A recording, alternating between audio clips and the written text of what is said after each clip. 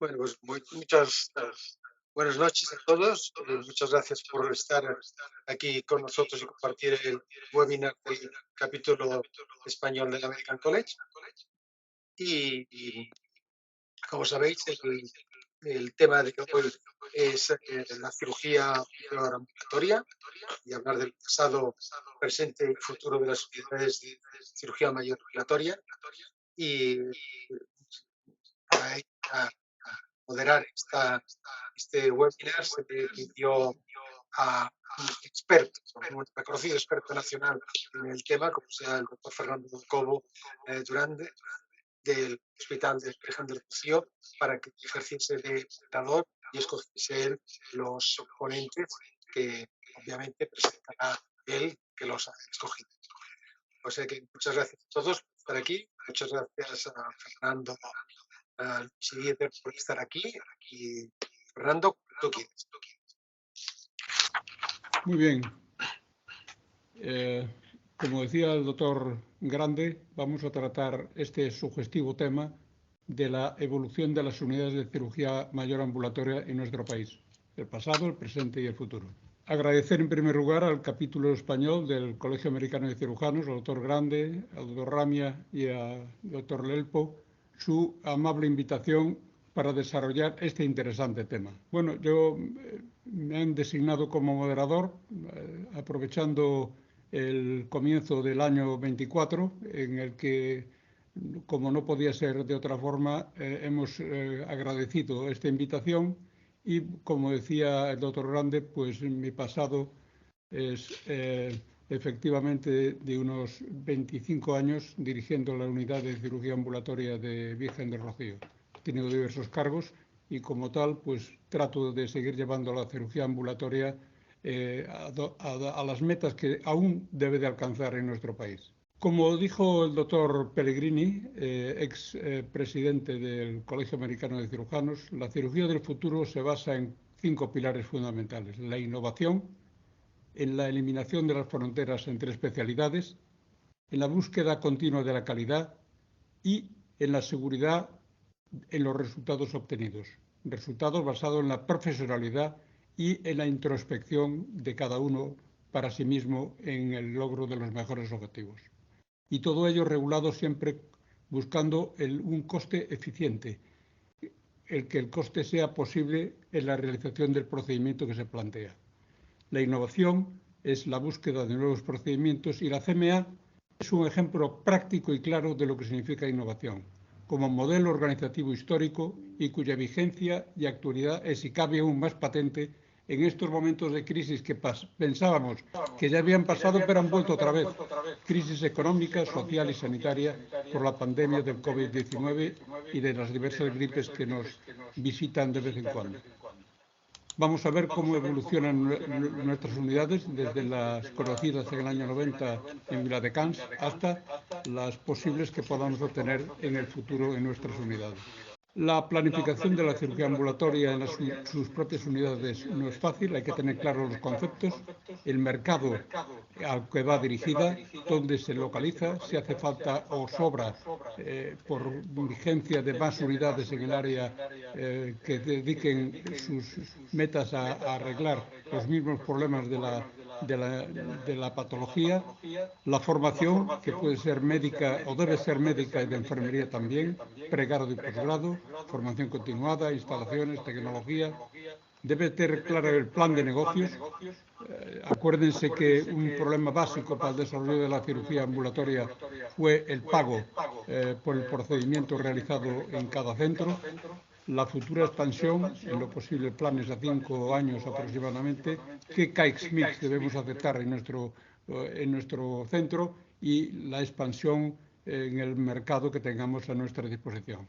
Para ello vamos a hablar de la justificación de la presencia de la unidad, en qué basar su actividad, criterios de calidad, la acreditación, que es básica, pensamos ya en el presente y de cara al futuro de nuevas unidades, la formación y la investigación que se puede realizar en ellas, qué evolución han tenido con la incorporación de nuevos procedimientos, qué nuevas estrategias se pueden planear en el futuro y acabaremos con discusión en ruegos y preguntas.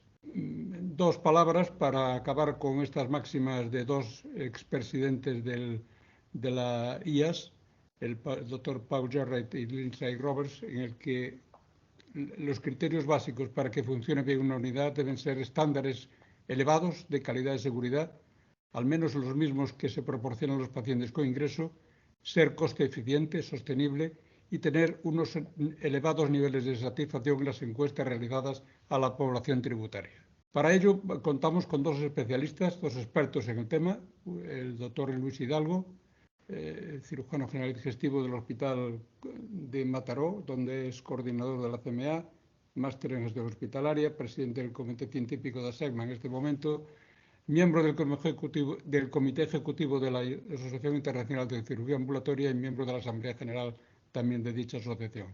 También fue durante un periodo largo de tiempo presidente de ASEGMA. Y para hablar del futuro de la cirugía ambulatoria, pues tenemos también otro experto, el doctor Dieter Morales, cirujano general digestivo ahora en el Hospital Universitario Virgen de la Victoria de Málaga, profesor asociado de la Facultad de la Universidad de Málaga, director de la revista de ASEGMA y es coordinador de la sección de CMA de la Asociación Española de Cirujanos. Cuando quiera, las conclusiones las dejaremos para el final, si coinciden con los planteamientos que hagan, y el doctor Hidalgo, cuando quiera, pues tiene la palabra. Muy bien, muchas gracias, Fernando. Supongo que se ve bien, ¿no?, la pantalla. Sí, sí. Sí, perfecto, muchas gracias. Bueno, en primer lugar, agradecer, como no puede ser de otro modo, al capítulo español del American College of Surgeons la posibilidad de hacer esta presentación. Para mí es todo un honor. Intentar hablar un poco del pasado y del presente de las unidades de cirugía mayor ambulatoria en España.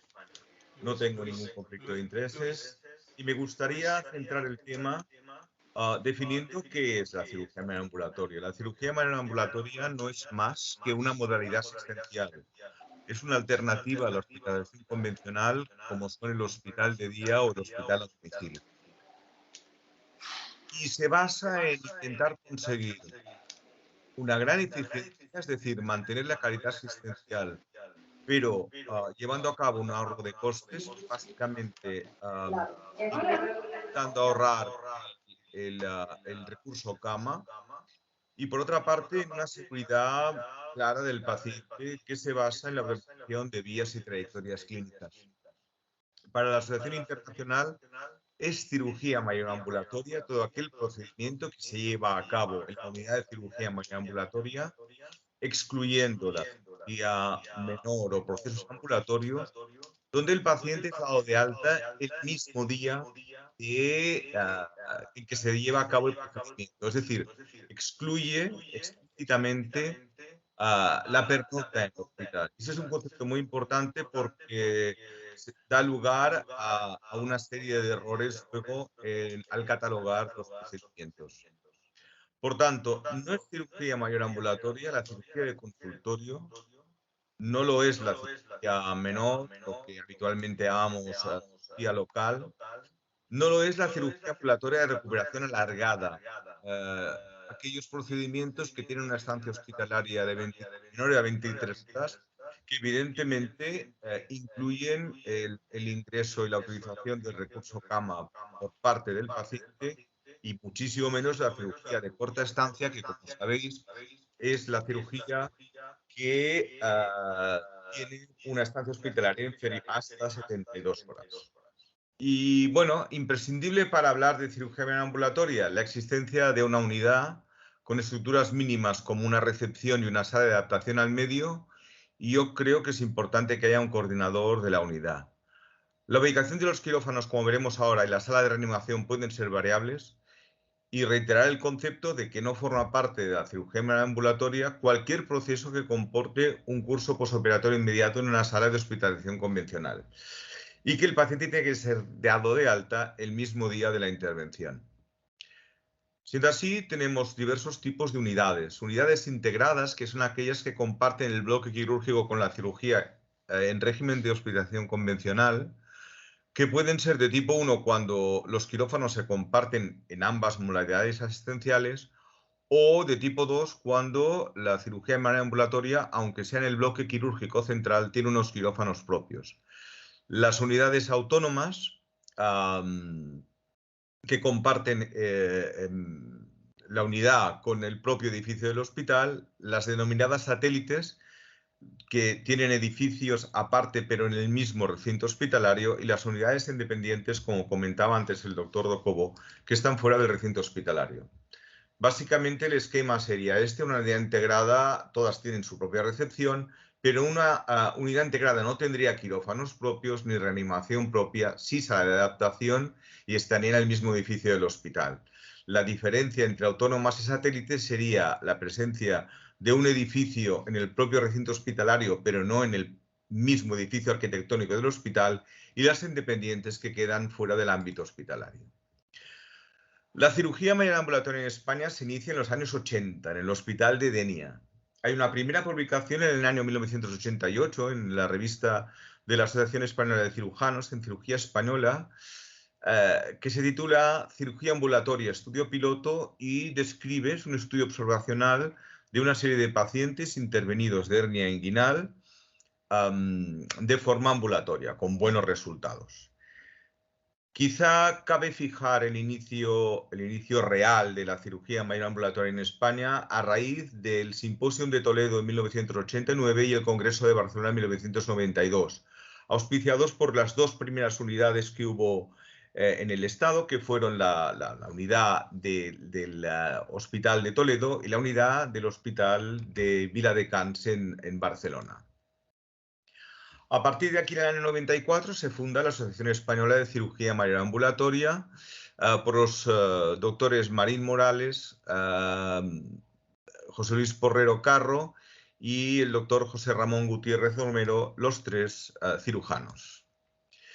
Se forma ASECMA, y ASECMA entra a formar parte también de la Asociación Internacional de Cirugía Ambulatoria en el año 95. La asociación se funda a raíz del primer Congreso Mundial celebrado en Bruselas. En el año 2008, el Ministerio de Sanidad y Consumo publica un manual de unidades de cirugía ambulatoria fijando una serie de estándares y recomendaciones. Es un manual realmente muy valioso, está muy bien redactado, es muy exhaustivo, pero quizá a mi modo de ver, pues han cambiado muchos conceptos en la cirugía mayor ambulatoria desde entonces. De todas formas, quisiera destacar que los estándares y recomendaciones, como dice el propio manual, no tienen un carácter normativo, es decir, no establecen requisitos mínimos como se establecen para otro tipo de actividades, como el funcionamiento del bloque quirúrgico, etcétera. No hay unos requisitos mínimos para la autorización de la apertura y el funcionamiento de estas unidades o de su acreditación, que yo creo que es el caballo de batalla actual más importante que tenemos. En el año 2013 hay un intento de reordenación de la cirugía mayor ambulatoria en España, en marzo de 2013. Se llama a la presencia de ASECMA en esta propuesta y, de hecho, dos miembros, la doctora Zaballos y el doctor Porrero, participan en la confección de un documento. Este documento del Ministerio lo que propone es mejorar la eficiencia del sistema y el control del gasto sanitario. Se quiere contar con expertos clínicos y sociedades científicas para dar impulso a la cirugía ambulatoria, y hay una voluntad clara de reordenación de los servicios en el área de cirugía ambulatoria por parte del Ministerio. Por otra parte, la intención era elevar esta propuesta al final al Consejo Interterritorial, conseguir mejoras que se puedan aplicar en todas las comunidades autónomas. Como sabéis, el sistema sanitario en España está completamente descentralizado, y también había la finalidad de establecer una cartera de procedimientos, una cartera común básica de servicios del Sistema Nacional de Salud. Desgraciadamente, este intento quedó en nada. Os muestro aquí cómo estábamos en el año 2013, cuando se intentó reordenar la cirugía mayor ambulatoria. Como veis, teníamos un índice de ambulatorización, es decir, el porcentaje de intervenciones en régimen de cirugía mayor ambulatoria respecto al total de intervenciones de cirugía mayor realizados en las comunidades autónomas, un total nacional del 43,04%. Liderando esta ambulatorización, en aquel momento pues estaba Andalucía, Castilla-La Mancha y La Rioja. Vista la situación, ASECMA decidió realizar un estudio propio para corroborar o no estos datos. Se realizó en 2013 con el apoyo de la industria. Se identificaron 130 unidades, como veremos, hay bastantes más. Se hizo una encuesta, a mi modo de ver, excesivamente larga, de 67 preguntas, era muy farragoso contestarla. Y aquí os muestro el mapa de las unidades que voluntariamente contestaron. Por desgracia, de las unidades identificadas solo contestaron 38, que significan el 29,2% del total de las mismas. Lideró el proyecto el doctor Bustos, que era jefe de servicio de anestesiología y reanimación del Complejo Hospitalario de Toledo, y se publicó este estudio piloto en el órgano de expresión, en la revista de ASECMA, que es Cirugía Mayor Ambulatoria. La conclusión final del doctor Bustos era que, bueno, simplemente se había realizado una fotografía que evidentemente no comprendía la totalidad de la cirugía mayor ambulatoria e instaba a seguir trabajando en el sentido de conseguir incorporación de nuevas unidades para que pudieran mostrar sus resultados. Vamos al presente. Aleatoriamente, en 2019, como veis, tenemos un índice de ambulatorización a nivel del Estado del 47,2%. Es decir, tan solo en estos 6 años se ha aumentado un 4% la ambulatorización en España. Lideran esta ambulatorización, en este caso, a Andalucía, Cataluña, la Comunidad Autónoma de Madrid y La Rioja, que son las que tienen un mayor índice de ambulatorización. Por desgracia, en 2021, fijaos que prácticamente aumentamos solo un 0,4% la ambulatorización, muy escasa, cuando además pasamos el periodo en 2020 de pandemia por SARS-CoV-2 y se favoreció la utilización del recurso de cirugía mayor ambulatoria para persistir en la actividad quirúrgica de los hospitales. En este sentido, cabe decir que las comunidades que lideraban la ambulatorización eran Cataluña y la Comunidad Autónoma de Madrid. Para ver en qué ambiente nos movemos, bueno, como veis, la población en España se concentra básicamente en 4 comunidades autónomas, que son Andalucía, Cataluña, la Comunidad Autónoma de Madrid y la Comunidad Valenciana. Todas por encima de los 5 millones de habitantes. La que más, Andalucía. Y ya que la cirugía ambulatoria lo que pretende es ahorrar camas, llama la atención, por ejemplo, la gran cantidad de camas hospitalarias que tiene Cataluña, 34.000. A mi modo de ver, un exceso. Andalucía, con un número sustancial de habitantes superior, solo tiene 23.000 y la Comunidad Autónoma de Madrid, 20.000 camas.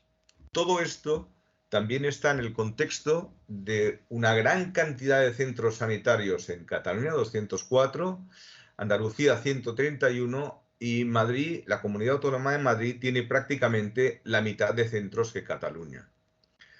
Yo creo que eso tiene que ver un poco con el modelo sanitario que se ha aplicado en cada comunidad autónoma.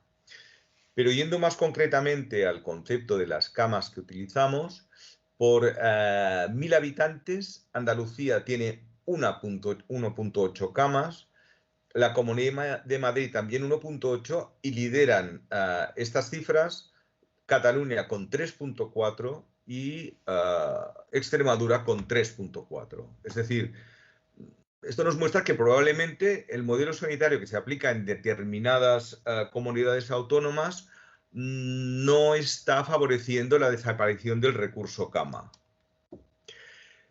¿Qué pasa en el resto del mundo en cirugía mayor ambulatoria? Mirad, esta es una presentación que hizo el doctor Pablo Lemos, es el jefe de anestesia del Hospital Santo Antonio de Porto, y hizo una conferencia magistral en el congreso que hubo en Porto en 2019. Lideran la ambulatorización en el mundo los americanos, Estados Unidos, con un 70% de índice de ambulatorización. Recordad que nosotros andamos sobre el 47 más o menos. Nuestros vecinos, los franceses, que empezaron con la cirugía ambulatoria posteriormente a nosotros, están en el 57%. Y los que aprendieron, en teoría también, de la experiencia española, que fueron los portugueses, están en este momento en el 65,62. Es decir, nos han sobrepasado con creces. La verdad es que tanto en Francia como en Portugal ha habido iniciativas desde el punto de vista del gobierno para incentivar la implementación de la cirugía mayor ambulatoria de una forma muy notoria. Llegados a este punto y a la vista de estos resultados, ASEGMA, con la colaboración también de la industria farmacéutica, pues decidimos realizar una segunda versión del proyecto DUCMA, de este directorio de unidades de cirugía mayor ambulatoria, para ver qué resultados teníamos. Se llevó a cabo una encuesta en el año 2022, con unos objetivos muy claros, un objetivo principal y unos objetivos secundarios, en un contexto, y llama la atención, de que desde el punto de vista de las cifras que maneja el Ministerio, teníamos 308 unidades en el sistema público de cirugía mayor ambulatoria, que representaban el 66% de los hospitales. Es decir, 66% de los hospitales públicos tenían unidades de cirugía mayor ambulatoria. En el ámbito privado, teniendo en cuenta 234 centros que tenían unidades de cirugía mayor ambulatoria, el 75% del total. Conseguimos identificar 133 unidades, se registraron 125 unidades, estuvieron activas en el estudio durante el periodo de estudio 116 y los datos se basan en los resultados obtenidos de 99 unidades, que son las que contestaron las encuestas. Por lo tanto, contestan un 67,7% de las unidades a las que ofrecimos la posibilidad de hacerlo. Cifra, porcentaje sustancialmente superior al que teníamos previamente en el primer estudio de UMA en 2013. Se hizo análisis de las variables principales y análisis de las variables secundarias, entre las cuales pues está también el índice de ambulatorización. ¿Qué resultados obtuvimos? Bueno, según nuestro estudio, la ambulatorización en España sería del 63,04%, con el liderazgo de Andalucía, un 71%, la Comunidad de Madrid, un 74%, y el País Vasco, un 76%. La divergencia entre las cifras oficiales del Ministerio y las que obtuvimos nosotros, por parte del estudio de UMA, tiene un sesgo muy claro. ¿Por qué? Porque fijaos que estamos, de algún modo, valorando unidades de hospitales con áreas asistenciales muy amplias. Es decir, si sumamos las de 200.000 a 300.000 habitantes y las de más de 300.000, prácticamente llegan al 60%. Por tanto, estamos valorando unidades que tienen un interés preferente por la cirugía mayor ambulatoria. Llama la atención la gran cantidad de unidades integradas que existen en el Estado, incluso predominando en hospitales generales universitarios, cuando la recomendación de la Asociación Internacional es precisamente ir más al modelo de unidades autónomas y unidades satélites, es decir, que hagan su actividad quirúrgica al margen del bloque quirúrgico convencional, porque resultan mucho más eficientes.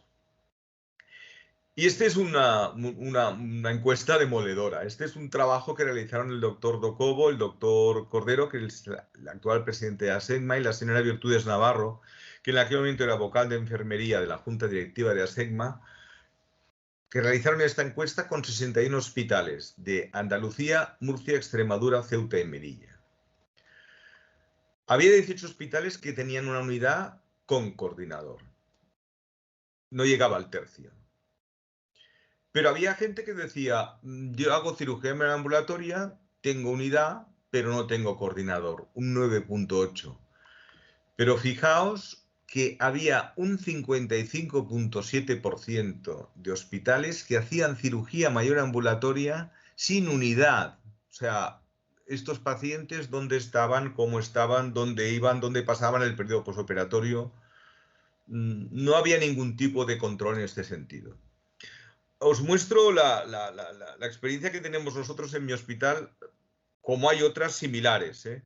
Se pueden alcanzar cifras de ambulatorización mucho más altas. O sea, nosotros estamos ahora en el 72%, esto corresponde a 2022, estamos cerrando 2023, pero por ahí andamos más o menos. Es decir, es posible ambulatorizar más. Está en catalán, pero se entiende perfectamente. He cogido el gráfico original. Esto simplemente es dividir el proceso general de la actividad de la unidad en subprocesos, y a cada subproceso le adjuntamos un indicador y nos comprometemos a cumplir un estándar, con un cuadro de mando que mensualmente vamos revisando y que nos permite controlar perfectamente cómo están evolucionando los indicadores que nos hemos fijado. Ejemplo, por ejemplo, las colestectomías por laparoscopia. En mi hospital estamos haciendo, en estos momentos, como veis, por encima del 50%. Este es un estudio de la unidad de cirugía hepatobiliopancreática del Servicio de Cirugía General y Digestiva, donde nos comparamos también con el resto de hospitales del sistema sanitario público en Cataluña, el CatSalut, en un benchmark donde se espera que los hospitales estén en un índice de sustitución de la colestectomía laparoscópica de algo más del 20%, y nosotros estamos bastante por encima, prácticamente siempre por encima del doble.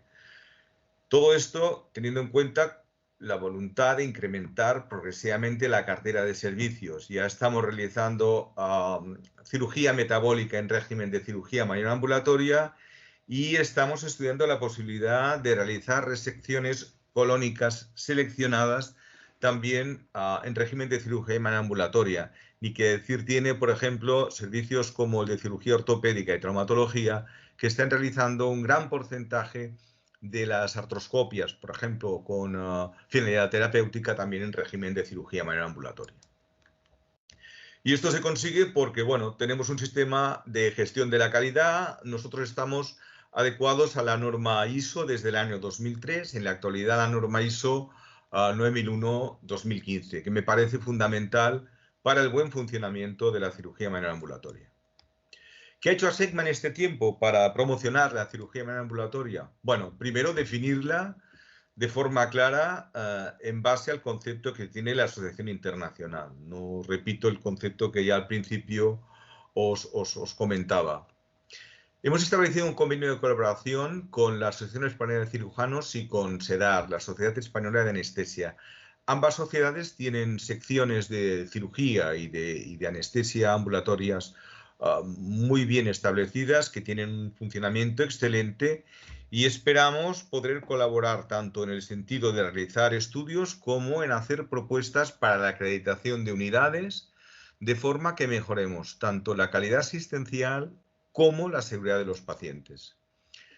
También hemos publicado unos indicadores específicos para las unidades de CMA que podéis valorar en la página web, en asegma.org, y que se dividen en indicadores básicos que deberían tener todas las unidades, y unos indicadores avanzados que son para aquellas que tienen una cartera de servicios con mayor complejidad. ¿Qué reflexiones finales haría? Yo creo que la situación es muy mejorable, muy mejorable. creo que se está incluyendo como CMA a una actividad que en realidad no lo es. Que falta criterios de gestión de la calidad. Todas las unidades, como pasa en medicina en muchos ámbitos, deberían tener algún tipo de sistema de gestión de la calidad. Y pienso que hay una implicación insuficiente de los gestores sanitarios que no han tomado en serio el valor realmente que tiene la cirugía ambulatoria. Y para entroncar con lo que supongo que nos va a contar Dieter, dejad que os ponga una frase. Yo creo que más que hablar del futuro de la CMA, tenemos que asumir que la cirugía ambulatoria, la CMA, es el futuro. Y muchísimas gracias por vuestra atención.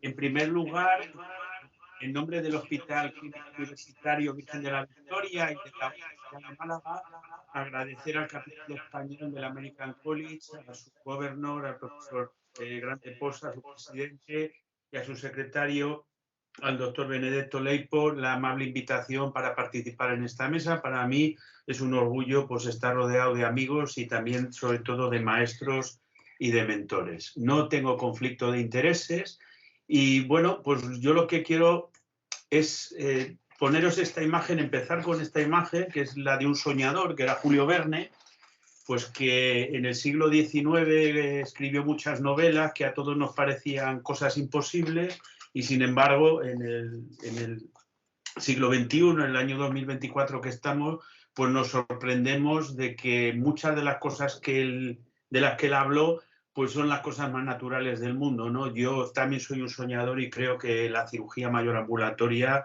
es algo parecido a esto. Y como ha dicho el doctor Hidalgo hace un ratito, la cirugía mayor ambulatoria, el futuro ya es presente, o sea, no es futuro, es ahora mismo el presente, la cirugía mayor ambulatoria.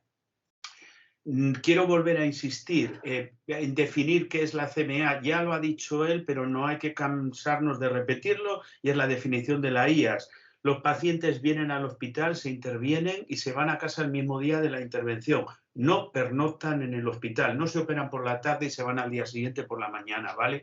Eso es lo más importante, porque todo lo demás es hacernos trampas al solitario. Y sobre todo, la cirugía mayor ambulatoria supone siempre, ha supuesto y sigue suponiendo una oportunidad para el cambio. Todo lo que voy a referirme, me voy a referir a las unidades de CMA. Yo creo que las ha explicado perfectamente y ha puesto ejemplo el doctor Hidalgo. Entonces yo lo que quiero hacer es hablaros de lo que pensamos que es el futuro, por dónde tiene que ir la CMA y por dónde tienen que ir esas unidades.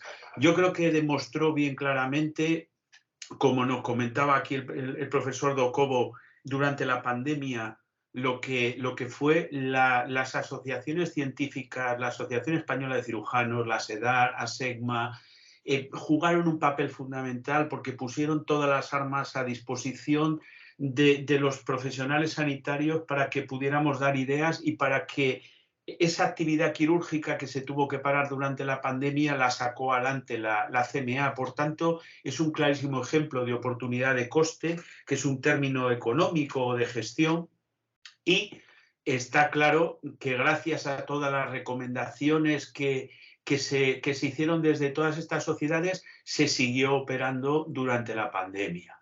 Y bueno, ya lo contaba esto en la editorial el doctor Capitán o el doctor Barreiro, el doctor Vinagre, ¿no? La cirugía mayor ambulatoria dice dónde estamos y a dónde vamos. Bueno, pues aquí estamos llegando. Y para hablaros de un poquito de qué va a pasar o qué debería de pasar por las unidades, pues la pregunta que debemos hacer es por dónde pasa el futuro de la CMA y por tanto las unidades. Pues pasa por la atención primaria, por la cartera de servicios, por las nuevas tecnologías, por la estructuración y mejora de los indicadores, por la formación y la investigación que van de la mano y la acreditación de unidades, como ha dicho el doctor Hidalgo, que es fundamental. Mirad, en el año 2012 ya hablábamos, yo por lo menos reunía en el Colegio de Médicos de Santander a los médicos de familia para hablarles de lo que era la cirugía mayor ambulatoria y de la importancia que ellos jugaban, que juegan y que tienen que seguir jugando a pesar del tensionamiento del sistema. Y un ejemplo muy claro, pues lo tenemos en el País Vasco, pues con el proyecto Quirubide, que fue que es y ha sido pues un gran proyecto de integración entre los servicios quirúrgicos de esa comunidad autónoma del País Vasco y la atención primaria para promover y para desarrollar la cirugía mayor ambulatoria. Por tanto, no estoy hablando de ciencia ficción, estoy hablando de una realidad. Respecto a la cartera de servicios, bueno, pues yo soy cirujano endocrino, entonces barro para lo mío, pero vais a ver cómo hay muchas otras cosas. Seguimos hablando de que la cirugía tiroidea se puede y se debe hacer en CMA. A mí mi mentor ya lo publicó, el profesor Hodin, hace muchos años en Surgery, que era una cirugía segura, posible, costo efectiva y que se podía hacer en CMA sin ningún problema. Y fijaros, en el 2011 se decía, la urgencia queda excluida taxativamente de la cirugía mayor ambulatoria. Pues no, mirar, en el año 2020 ya empiezan las comunicaciones en el Congreso Nacional de Cirugía sobre la cirugía de urgencia, sobre la apendicectomía laparoscópica o sobre la colecistectomía laparoscópica urgente, el tratamiento de la colecistitis aguda urgente en régimen de CMA. Por tanto, esa diapositiva, ese comentario del futuro ya es presente, pues efectivamente lo tenemos aquí. Evidentemente, esto hay que hacerlo. Esta diapositiva es muy vieja, ¿vale? Incorporando nuevas técnicas quirúrgicas, siempre garantizando la seguridad, la calidad y los indicadores. Pero es que fijaros, en el año 2010 ya se hablaba en Surgical Endoscopy y en Anal Surgery, en el año 2005, de la cirugía bariátrica en régimen de cirugía mayor ambulatoria. Año 2005, Anal Surgery, que es una de las Biblias, por no decir la Biblia, de las revistas de los cirujanos. Entonces, pues hace tiempo yo ya me planteé el tema este. ¿Podemos aumentar la complejidad sin poner en riesgo la seguridad? Pues por supuesto que sí. Mirad, la cirugía endocrina, no solamente en tiroides, la cirugía de las glándulas suprarrenales, aunque haya un volumen menor que el tiroides o la paratiroides, se pueden hacer en CMA perfectamente. La cirugía robótica la tenemos que ver como algo completamente normal y ha supuesto una oportunidad de cambio también, porque las nuevas tecnologías, la innovación va absolutamente de la mano de la cirugía mayor ambulatoria. ¿Qué significa esto? Que debemos subirnos a este carro. ¿Por qué? Porque esto es lo que nos está facilitando que esos procedimientos que nos parecían como por la obesidad, otra serie de cosas que dice, bueno, esto nunca se van a poder ir los pacientes a casa el mismo día por la tarde, pues sí, sí se pueden ir. Y esto nos están ayudando las nuevas tecnologías porque disminuyen el dolor, disminuyen la respuesta endocrino-metabólica a la cirugía y ya está. En el tiroides estamos haciendo, o se está haciendo, compañeros, abordajes mini-invasivos que pueden hacerse en régimen de CMA. En la pared abdominal ya ni os cuento, ¿vale? Y aquí el robot también ha jugado muy a favor de poder hacer estos procedimientos. Os puedo garantizar que ahora mismo determinados compañeros hacen una hernia inguinal bilateral por laparoscopia en un cuarto de hora con los resultados totalmente superponibles, tardando 3/4 de la mitad de lo que cualquier cirujano en una patología absolutamente común, pues no tardamos un cuarto de hora en hacer una hernia bilateral ni hartaos, ¿vale? Y mirad, las redes sociales, las tecnologías de la información también nos han ayudado mucho al desarrollo de la CMA. Aquí Santi Azagra nos hablaba de la cirugía robótica en régimen de CMA en la patología bariátrica y lo ha demostrado con sus trabajos y he tenido el orgullo, porque para mí es un maestro, es un compañero, es un maestro y es un amigo, de escribir una editorial en la revista Cirugía Andaluza, de la cual soy el director, en el que nos habla cómo la cirugía robótica abre las puertas en la cirugía mayor ambulatoria. Por tanto, no lo digo yo, creo que lo dice alguien que está completamente libre de sospecha. En Santander, en su momento, fijaros, se empezaron a operar tumores cerebrales en régimen de cirugía mayor ambulatoria. Y, por cierto, la obesidad, los compañeros de Germán Trias y Puyol también lo están haciendo con cirugía robótica y en régimen de CMA. O sea que no hay que salir del país para que veáis cómo la cirugía mayor ambulatoria y las nuevas tecnologías van de la mano.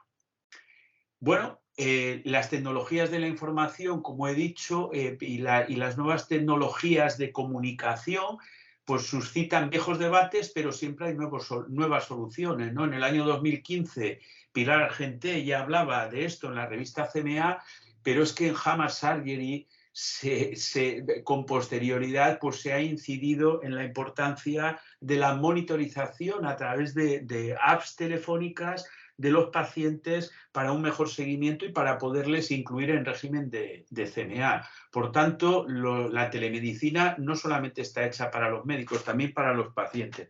Pero mirar, aquí quiero decir una cosa que es muy importante. La telemedicina no es ir al hospital, sentarte en la sala de trabajo y llamar a los pacientes por teléfono. No, la telemedicina es que el sistema de salud tiene que desarrollar un programa para que esto lo podamos hacer viendo la cara de los pacientes, porque entonces cambiará el concepto de la telemedicina. O sea, eso que se critica de que al no ver al paciente en la consulta se pierde la relación médico-paciente, cuando tú estás viendo la cara de un paciente, como nos estamos viendo ahora la cara en esta webinar, las cosas cambian. Esto no es lo mismo que si esta charla la estuviéramos dando por la radio, que no estamos viendo la cara de los pacientes. Por tanto, ojo, aquí la administración, cuando nos pide que hagamos esto, tiene que poner los medios para que lo podamos hacer en condiciones.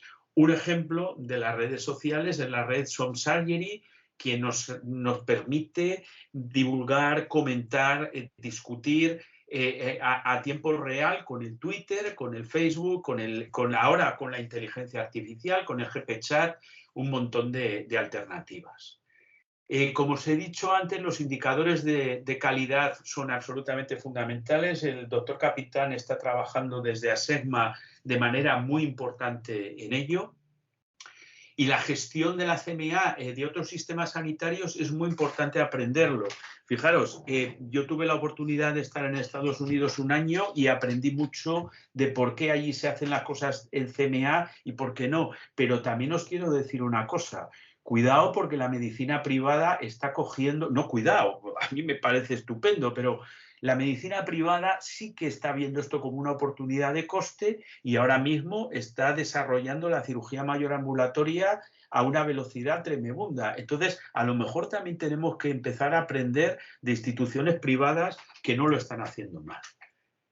Como os decía antes, la formación y la investigación en cirugía mayor ambulatoria van absolutamente de la mano y hay que formar a los profesionales y el formador también se tiene que formar. La CMA es el laboratorio perfecto para investigar, para hacer investigación clínica, para hacer investigación translacional y para llevar todos estos resultados a nuestros pacientes. Y mirar cómo cambian las cosas. Esto es una presentación de la doctora Matilde Zaballos, que es una compañera de anestesiología de Gregorio de Marañón de Madrid. Y entonces lo que nos empieza a plantear son todos los cambios que tenemos que hacer. De verdad que los pacientes necesitan, con el volumen de trabajo que tenemos, los pacientes necesitan rutinariamente que les hagamos una placa, que hagamos determinado tipo de analíticas, etcétera. Pues fijaros, como decía el profesor Dolcobo hace poco, los británicos en estos momentos están dejando de llamar a los pacientes al día siguiente y son los pacientes los que están haciendo una llamada telefónica cuando tienen un problema. A lo mejor tenemos que empezar a aprender, ver esas cosas e intentar cambiar el microchip. Y fijaros, son los compañeros de anestesia que siempre han sido y son, evidentemente, por la seguridad del paciente, muy exigentes con las cosas que han solicitado, con los test, con los estudios, quienes realmente están viendo que para determinados procedimientos en régimen de cirugía mayor ambulatoria hay muchas cosas que son en este momento innecesarias. Desde las sociedades científicas, insisto, desde la sección de CMA de la AEC, desde la Desde ASEGMA quiero agradecer al presidente de ASEGMA, al doctor Cordero, y a toda la junta directiva la gran labor que están haciendo por la cirugía mayor ambulatoria en nuestro país. El doctor Hidalgo, que ha sido el presidente pasado, ha puesto la asociación en un lugar importantísimo. Y fijar, desde ASEGMA se están haciendo másteres en cirugía mayor ambulatoria. Se está investigando, se están haciendo estudios multicéntricos y se está publicando. Y fijaros, lo que os ha contado el doctor Hidalgo del proyecto DUGMA, nosotros lo acabamos de publicar. Lo podéis ver ya en línea en Cirugía Española, todos esos datos que él ha dado, en el que se ve esa dicotomía, ese problema que hace poco se comentaba en otra webinar del capítulo español del Colegio Americano, a la hora de cómo transmitir los resultados, de cómo compartir las complicaciones y demás. Pues aquí pasa igual, hay una divergencia total entre cómo las consejerías transmiten al ministerio los datos y cómo los profesionales, que somos los que estamos en el sitio todos los días, decimos realmente qué es lo que se está haciendo, ¿vale? Mirad, la formación en cirugía mayor ambulatoria es absolutamente fundamental y hemos publicado recientemente un artículo que yo creo que va a marcar un antes y un después, porque nos hemos centralizado en recomendar con la participación de profesionales muy implicados en la docencia, en la cirugía mayor ambulatoria, cómo se tiene que hacer la docencia de pregrado, de posgrado y cómo se tiene que formar al formador. De verdad que merece la pena que miréis este trabajo. Y para terminar, deciros que es fundamental la acreditación de las unidades. Lo mismo que están acreditadas, y esto, por ejemplo, la AEC lo está haciendo ahora mismo, pero es que en Estados Unidos todas las cosas están acreditadas y están acreditadas además o por sociedades científicas o por agencias externas. No tenemos que tener miedo. Si nosotros hacemos las cosas bien, no tenemos por qué tener miedo de que una agencia externa evalúe nuestros resultados, nos examinen de un board, no tenemos que tener miedo si hacemos las cosas bien. Y yo creo que no las hacemos mal, ¿vale? Fijaros, esto es un paper del British Journal Surgery de los médicos del Sistema Nacional de Salud británico avisando, señores, la lista que se ha generado en la pandemia es absolutamente brutal. El sistema no está preparado para solucionarlo. Pues la solución sí la existe y es. La solución es la cirugía mayor ambulatoria. Bueno, pues ya voy a terminar. A mí me habéis pedido que hablara de las unidades de cirugía mayor ambulatoria, de cuál es el futuro. Todo lo que he hablado se aplica a las dos unidades que desgraciadamente no son las más frecuentes en España. En el proyecto DUGMA vemos que en más del 50% de las unidades del país son integradas, pero nuestro objetivo es las unidades satélites, como nosotros tenemos aquí en el Hospital Clínico, el Hospital Valle del Guadalhorce, que ha hecho una labor absolutamente extraordinaria durante la pandemia y la sigue haciendo, y tenemos que ir al Office Based Surgery americano, que como veis lo que lleva es el sello de las entidades acreditadoras. Ese es el camino. ¿Y esto cómo se hace? Pues mirar, con instalaciones de este tipo, no es que sean muy bonitas o muy nuevas, sino que están adaptadas a lo que es la CMA, en donde un paciente, determinadas patologías pueden estar en un sillón y determinadas patologías tienen que estar en la cama. Y sobre todo, trabajando con un equipo como este. Fijaros, esto es una fotografía del 29 de diciembre, el viernes último del año, operando, haciendo cirugía mayor ambulatoria. Cuando tú tienes un equipo así, pues las cosas van rodadas. Pero también es importante trabajar con mentores, con amigos, con personas que te enseñen el camino y que han sido y creo que siguen siendo pioneros de la cirugía mayor ambulatoria, pioneros de la mentorización, de la difusión de la formación en este país y fuera de nuestro país, como mi mentora, como Sare, que es la segunda mujer full professor de surgery en la Universidad de Harvard. Vuelvo a la diapositiva de Julio Verne. Esta imagen era impensable en el siglo XIX. Bueno, pues acaban de mandar otra nave a la Luna, o sea que no era un soñador, era un visionario. Y desde Málaga, pues agradeceros vuestra atención. Muchas gracias. La idea es que hemos hecho un repaso de toda la actividad de cirugía ambulatoria, la pasada y la presente en nuestro país, una breve historia para actualizar los conocimientos, pero pensamos que para una gran parte de los procedimientos quirúrgicos en nuestro medio, cerca del 80% se pueden hacer sin ingreso hospitalario. Ese debe ser un objetivo a considerar, no a medio plazo, actualmente. El establecimiento de una unidad ambulatoria requiere un planteamiento estratégico previo para plantear la necesidad y el desarrollo y el tipo de unidad que se debe desarrollar, bien integrada, bien satélite o bien autónoma, sabiendo que las autónomas son las más eficientes y es el modelo que debiéramos de seguir, como decía el doctor Hidalgo. Los indicadores de calidad y la acreditación deben ser los pilares en que se basen el funcionamiento de las unidades.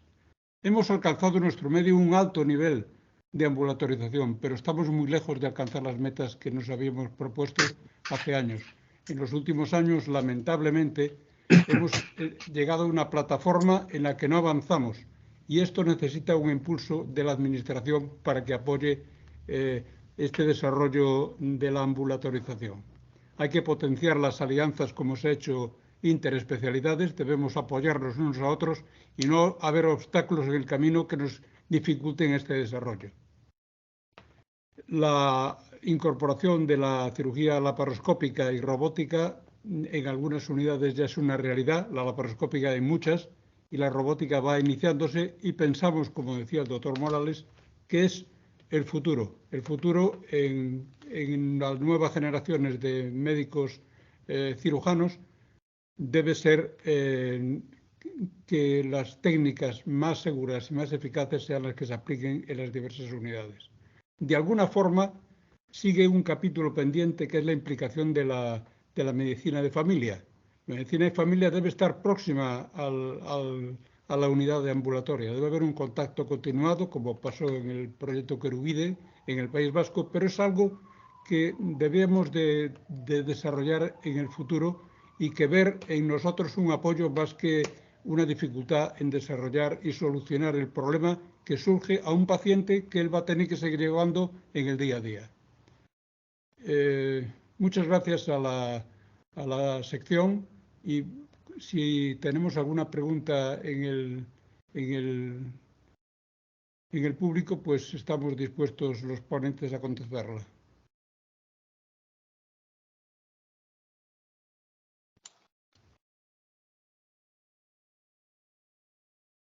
Animaros a Bueno, yo por romper un poco la inercia os haría una pregunta a los dos ponentes, ¿no?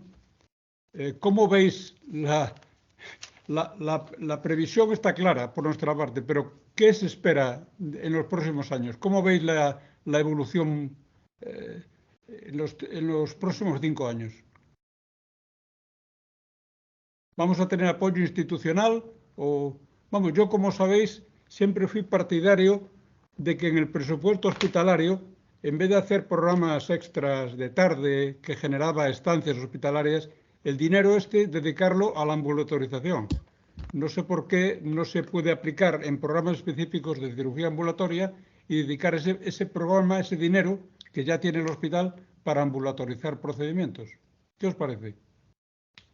Peter, tú. Empieza tú. Bueno, yo antes de hablar de dinero, fíjate, Fernando, yo creo que yo creo que la propia inercia hará a la administración bajarse del carro, evidentemente. ¿Por qué? Pues porque los profesionales seguimos tirando para adelante con esto. Las tecnologías están aquí y la lista de espera pueden contarnos todo lo que quieran, pueden hablar de todo lo que quieran, pero como no se asienten en la cirugía mayor ambulatoria, no la van a sacar adelante. Entonces, al final, seguro, tardarán un poco más, un poco menos y se darán cuenta. Evidentemente, lo del dinero, esto es la pregunta que siempre se hace cuando mandamos encuestas, ¿no? Si hay incentivos, ¿qué os parecen los incentivos? Yo es que ese es un tema, el tema del dinero es un tema delicado. Yo no, no me ha parecido que eso sea bueno para que progrese, o sea, ese tipo de incentivo, no que se dirija exactamente a una cosa, pero evidentemente igual que se invierte en el robot o en la laparoscopia, se invierte en la CMA, ¿vale? Yo creo que la propia administración se va a dar cuenta y sin tardar tanto como nos parece. Luis, no sé lo que... Yo soy muy escéptico. Por desgracia, soy muy escéptico. Tenemos un problema gravísimo y es que tenemos 17 sistemas sanitarios. Y no es que yo esté en contra de la descentralización, todo lo contrario, estoy absolutamente a favor. Pero no hay ningún tipo de coordinación. Y sin coordinación no vamos a ninguna parte. Tenemos un ejemplo reciente que todos conocemos, que es el uso de las mascarillas en los hospitales. Fijaos el gran problema que ha surgido a raíz de esto, con comunidades que creen que les agreden y que les retiran competencias que ya tienen. Otras que están a favor. El ministerio intenta imponer. Bueno, creo que la cosa, hasta que la clase política no tome conciencia, no vamos a progresar. Por desgracia es así, no debería ser así, tanto a nivel estatal como a nivel de las diferentes comunidades autónomas. Mientras no sean conscientes, no vamos a progresar. Es triste, pero yo pienso que es así. Por hablar de otro tema, el otro día hablábamos de la guía del Ministerio, 2008. ¿Algún comentario? Bueno, pues que me gustaría saber, teniendo todos los capítulos escritos, todo hecho, ¿por qué no la tenemos editada nosotros a fecha de hoy? Porque está todo el trabajo hecho. La guía del ministerio, que es, a mi modo de ver el manual, es muy bueno, pero por ser benévolo diría que está obsoleto. Claro. O sea, por ser benévolo. O sea, la cartera de servicios que incluye hoy en día las unidades de cirugía ambulatoria es brutalmente superior a la que se incluía en el momento en que se realizó el manual. Hay que cambiarlo de arriba a abajo. Eso no quiere decir que la estructura de los capítulos no pueda ser similar, pero hay que reescribirlo por completo, desde el punto de vista de calidad asistencial, el cambio que ha habido en cuanto a enfermería, como decía, la cartera de servicios, etcétera, etcétera, etcétera. Y eso es un trabajo ingente, no es fácil. Es que está hecho. Hay una pregunta en el chat. La doctora Esther Hernández pregunta qué os parece, qué tipo de unidad es la más efectiva para formar residentes, que es un aspecto importante. Yo tengo un concepto muy claro en esto, o sea, yo creo que la cirugía mayor ambulatoria tiene que hacerlo quien hace mejor cirugía mayor ambulatoria. Es decir, no creo que haya cirujanos de cirugía mayor ambulatoria. Si la unidad de patobiliopancreática es la que hace mejor las colecistectomías, es quien debe hacerlo en la ambulatoria. Lo mismo pues con la proctología, exactamente igual con la pared abdominal, etcétera, etcétera, y la cirugía endocrina por descontado. Con lo cual yo creo que cuando los residentes rotan por las unidades, diferentes unidades de los servicios, es cuando deben desarrollar su actividad en la unidad de cirugía mayor ambulatoria. No pienso que tenga mucho sentido tener a un residente en una unidad de cirugía mayor ambulatoria viendo cómo van pasando procedimientos de diversas unidades. Es mi visión.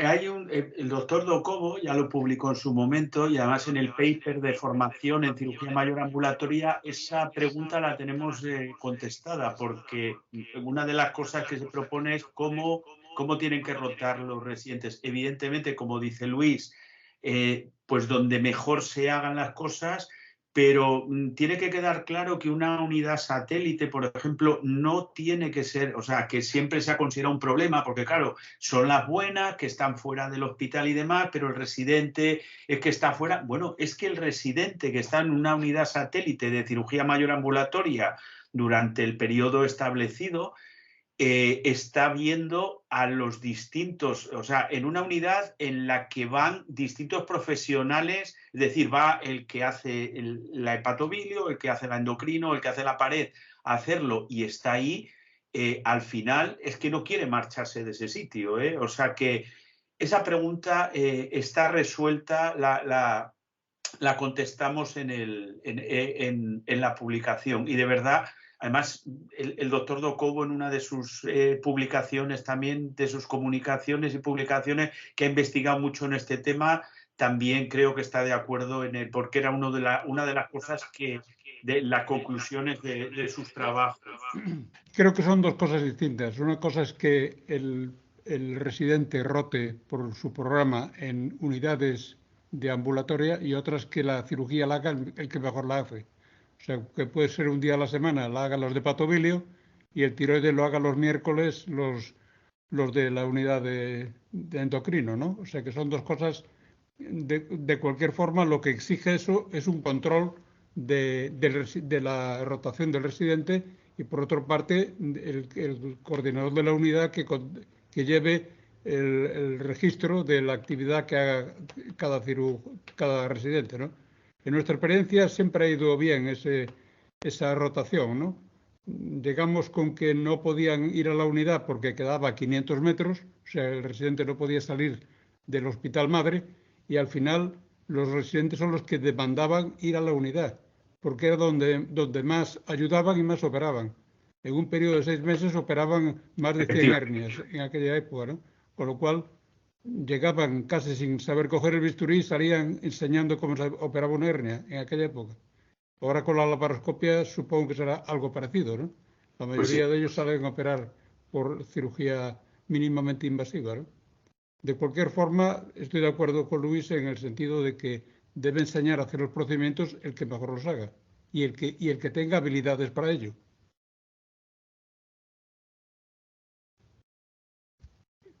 Comentaba el doctor Morales antes el papel de la cirugía privada. Es un tema que nunca se trató en consideración, ni muchas veces se sabe el volumen de ambulatorización que ahí se hace.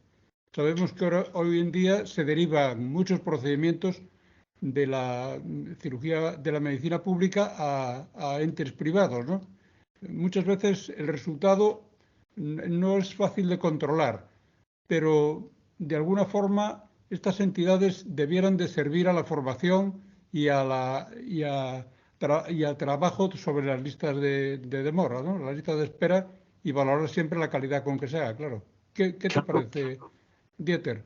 Totalmente de acuerdo, porque mirar, en Estados Unidos, evidentemente estamos en España, no estamos en Estados Unidos, pero he puesto antes una diapositiva de hace bastantes años en la que cómo la CMA en otro sistema sanitario y lo mismo que los americanos tienen mucho que aprender de nosotros, también nosotros tenemos que aprender de los demás, ¿vale? Y ellos hace muchos años que se dieron cuenta de la importancia y de los beneficios de la cirugía mayor ambulatoria. Y ahora mismo muchas instituciones, o sea, muchos centros privados, y no te estoy hablando, Fernando, no hablo solamente de centros que acogen la lista de, o sea, que están operando por el concierto, ¿no? De lo que la pública no, sino que las propias instituciones privadas han visto la importancia de la cirugía mayor ambulatoria y en el momento que empiezan a crecer, a construirse nuevos hospitales, lo están haciendo con ese enfoque y además buscan profesionales con ese perfil. O sea, ahora es la propia clínica la que le dice a la propia clínica privada, la que sugiere al profesional que ambulatorice los procedimientos. O sea, es que se ve, se están haciendo centros en los que el diseño del área quirúrgica, el diseño de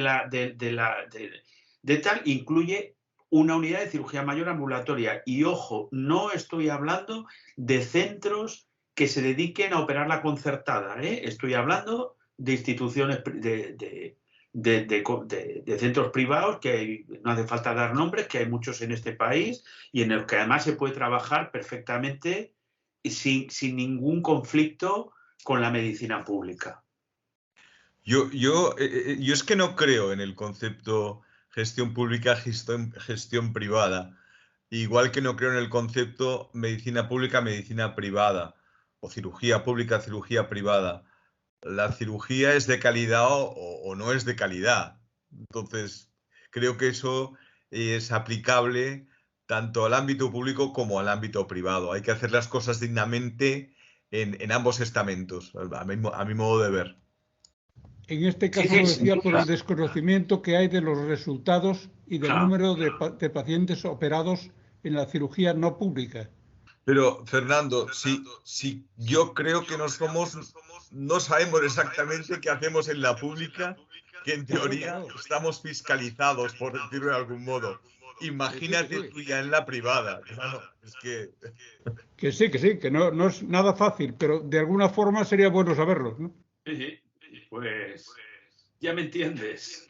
Ya.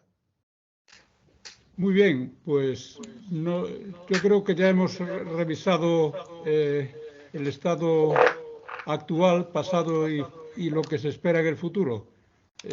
Creo que han sido dos exposiciones brillantes, nos han puesto al día en dónde estamos y hacia dónde caminamos y esperamos ir cumpliendo estos pasos que nos encaminan hacia la mejora en nuestros resultados.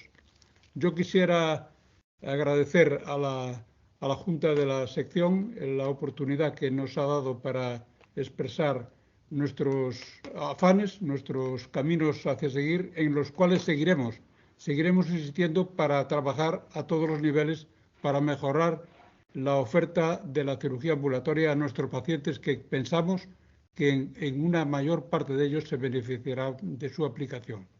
Nos gustaría tener, como en el país vecino, Portugal, que hace como 15 años dedicó un día nacional a la cirugía mayor ambulatoria, lo cual sería un reconocimiento de verdad que sea algo que vale para solucionar los problemas de gran número de pacientes de nuestro país. Muchas gracias. Pues nada, muchas gracias al doctor Docobo por la moderación de la mesa, a Dieter y a Luis por su participación, a los casi 50 asistentes participantes que hemos tenido durante el webinar. Y nada, pues citaros en la próxima webinar que la dictará el doctor Daniel Casanova sobre el proyecto SABE, y que será el primer miércoles de mes, y si no recuerdo mal es el día 10, pero ya os lo iremos anunciando por los caminos convencionales. Muchas gracias a todos, buenas noches y un abrazo. Muchas gracias, Luis. Gracias.